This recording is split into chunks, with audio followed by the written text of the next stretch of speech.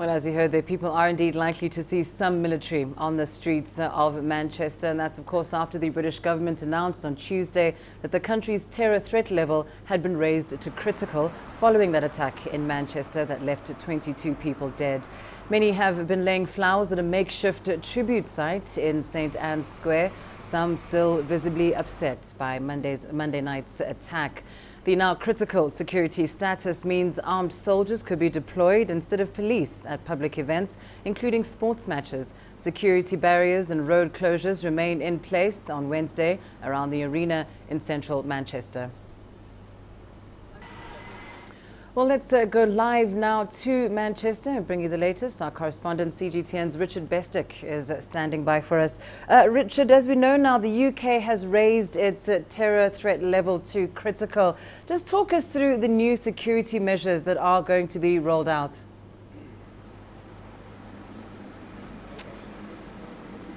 Well, Lindy, there's no hiding the fact that the new terror level is hugely significant. As you were saying there, under it, some 4,000 soldiers will be freeing up police for other lines of work, protecting the public.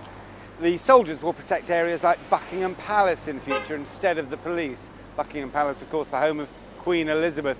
The Home Secretary, Amber Rudd, said this morning she couldn't say how long what they're calling Operation Tempura would last.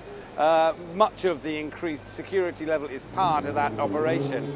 It is, though, likely to be a relatively short but very intense operation.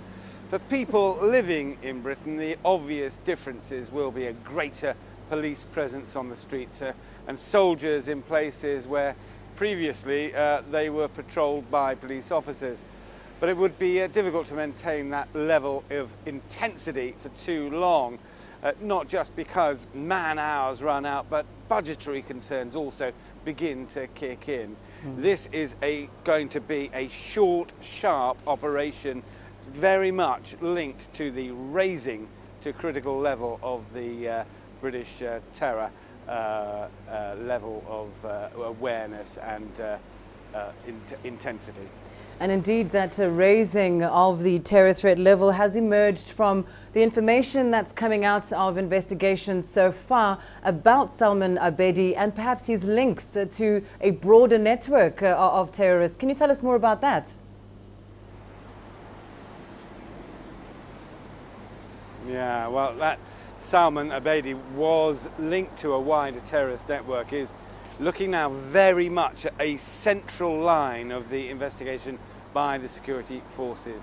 The Home Secretary said earlier Abedi had recently returned from Libya. Although born in Manchester, the 22-year-old is of Libyan parentage, his father seeking refuge in the UK during the days of the Gaddafi regime. But what the security forces are desperate to find out now is whether, while in Libya, Abedi was able to pick up the skills necessary, firstly, to get the equipment for an improvised explosive device, and whether he had the competence to put it together.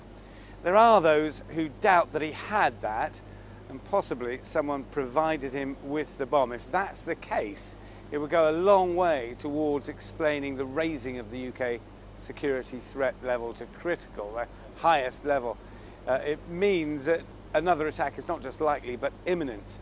And of course, what it also means is that there is someone out there, they believe, the security forces apparently believe, has the competence to make lethal devices, as demonstrated at the Manchester Arena just 2 days ago. Right. Thank you so much, Richard Bestick, there on the now heavily policed streets of Manchester with that update.